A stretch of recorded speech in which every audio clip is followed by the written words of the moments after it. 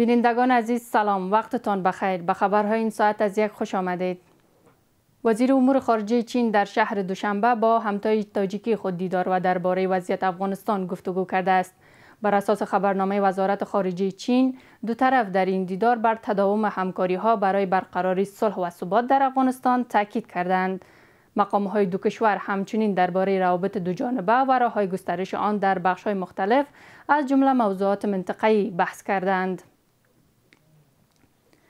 به دنبال سفر وزیر صنعت و تجارت امارت اسلامی به هند و توافق بر سر تعیین کردن آتش‌های تجاری میان دو کشور، سخنگوی وزارت خارجه پاکستان آن را مسئله داخلی میان کابل و دهلی نو دانسته و بسته ماندن گذرگاه‌ها میان افغانستان و پاکستان را ملاحظات سیاسی عنوان کرده است. با این حال زلمه خلیلزاد، نماینده ویژه پیشین آمریکا برای صلح افغانستان، گفته که بحران اقتصادی پس از اخراج پناهجویان افغان از پاکستان و ایران در کشور تجدید شده است. سلیمان اکبری با جزئیات بیشتر.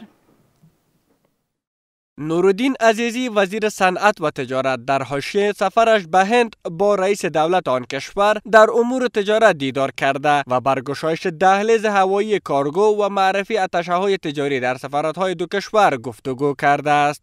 وی همچنان از ایالات متحده خواسته است ذخایر منجمد شده افغانستان را به کشور بازگرداند. آقای عزیزی همچنان از شهروندان سیک و هندو باور افغانستان خواسته تا به کشور برگردند. در همین حال زلمه خلیلزاد، نماینده ویژه پیشین ایالات متحده برای صلح افغانستان، برگزاری نمایشگاه ملی و بین المللی امام ابو حنیفه در کابل را گام مثبت در راستای تجارت افغانستان دانسته و افزوده که همکنون در افغانستان مشکل اقتصادی وجود دارد و این مورد پس از اخراج میلیون ها مهاجر از ایران و پاکستان افزایش یافته است. نمایشگاه امروز در کابل توسط اتاق تجارت برگزار شده است. این یک قدم تشویق کننده می باشد. بیکاری و رنج اقتصادی در سراسر افغانستان بسیار زیاد است. این مشکل زمان بیشتر شد که پاکستان و ایران به شکل بیرحمانه و غیر انسانی حدود 2 میلیون پناهجوی افغان را به وطنشان مجبور به بازگشت کردند. همزمان با این، سخنگوی وزارت خارجه پاکستان در نشست خبری هفته‌وارش گفته که موضوع تجارت افغانستان و هندوستان ربط به این کشور ندارد و گذرگاه‌های تجاری میان افغانستان و پاکستان به علت ملاحظه‌های سیاسی بسته باقی مانده است. He stressed the stability in Afghanistan. تجارت افغانستان و هندوستان ربط به پاکستان ندارد و این مورد مسئله میان دو کشور است. گذرگاه‌های تجاری میان افغانستان و پاکستان به علت ملاحظه‌های سیاسی بسته باقی مانده است. اساساً سعی پاکستان برای ازی است که و بتونه با مسدود سازی این گذرگاه‌ها یک نوع فشار وارد کرده باشه بر بالای حکومت موجود در افغانستان تا اینکه اونها به خواستهای از اینها تمکین بکنه که اساساً این کار من فکر می‌کنم که خیلی معقول و قابل پذیرش نیست. سفارت جمهوری اسلامی در کابل امروز شنبه از امضای تفاهم‌نامه همکاری بین اتاق‌های تجارت ایران و افغانستان خبر داده است. این سفارت میگوید امضای این تفاهم‌نامه چشمانداز همکاری بخش‌های خصوصی ایران و افغانستان را بهبود خواهد بخشید. وزیر دفاع پاکستان هشدار داده که تصور پایان یافتن خطر جنگ نادرست است و این تهدید هنوز برطرف نشده است. خواجه آصف افزوده هند پس از تنش‌های اخیر دوباره به جنگ نیابتی رو آورده و تلاش دارد از مسیر افغانستان پاکستان را تحت فشار قرار دهد. در همین حال اسحاق دار، وزیر خارجه پاکستان، گفته که کشورش خواستار افغانستان باثبات است و افغانستان برای ثبات پاکستان منطقه مهم و تاثیرگذار است. این در حالی است که قرار است یک هیئت بلندپای از ترکیه برای گفتگو درباره تنش‌ها میان افغانستان و پاکستان هفته آینده به اسلام آباد سفر کند. رسانه‌های پاکستانی به نقل از سفیر ترکیه در اسلام آباد گزارش دادند که در ترکیب این هیئت رئیس سازمان استخبارات ترکیه و شمار از وزیران این کشور حضور خواهند داشت.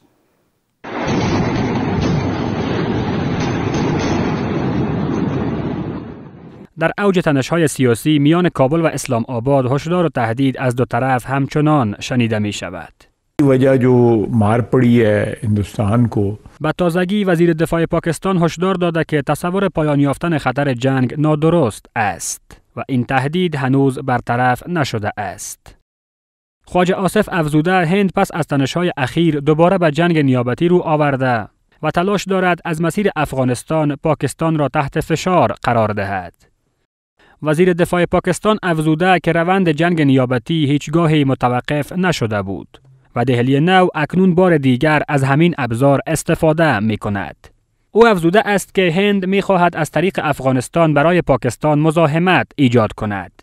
آقای آصف از نقش امریکا در تحولات گذشته یاد کرده و گفته که مقام‌های آن کشور در برخی روندها نقش مهم داشته اند.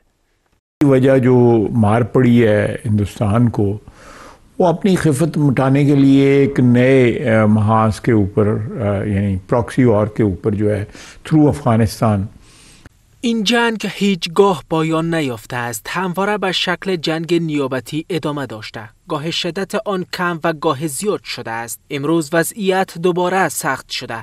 هند زیر فشار ناکامی‌های خود از مسیر افغانستان در پاکستان مشکل آفرینی می کند تا بی‌ثباتی افزایش یابد. स्टार्ट हुई और आपको याद होगा लाहौर में कई धमाके हुए. آمار و تحرکات مقامات پاکستان نشان میده که خود پاکستانیان میخواه منطقه را ناامن به ثبات بسازه بنا بر پروژه کشورهای غربی و اظهارات اخیر خواجه آصف ای خودش یک ثبوت و سرگذشتن و تایید کردن چنین برنامه و پروژه که از طرف کشورهای غرب برای پاکستان داده شده و میخواه عملی بسازه و زمینه آمدن از واره یا ای که اقدامات بعدی امریکا را مساعد بسازه بخاطر تلاش داره و علیه سیاسی آدرس غلط میتن.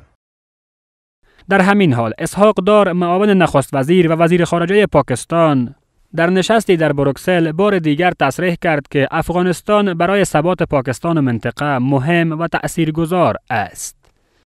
ما خواهان یک افغانستان صلح آمیز با ثبات و دوست هستیم. ما از امارت اسلامی افغانستان می خواهیم که مسئولانه عمل کند و تعهداتش پابند باشد و برای ریشه‌کن کردن تروریسم از خاک خود کار کند.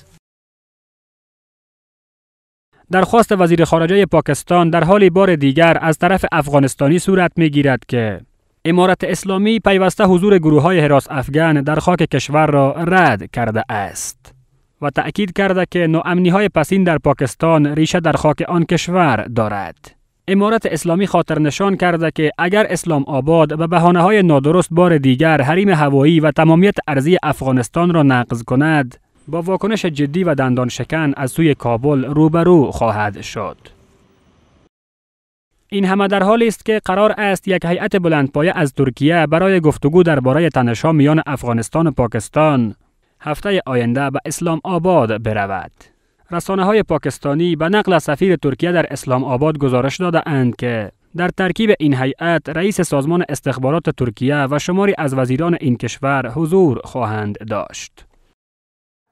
دهمین جشنواره گل زعفران در هرات برگزار شد.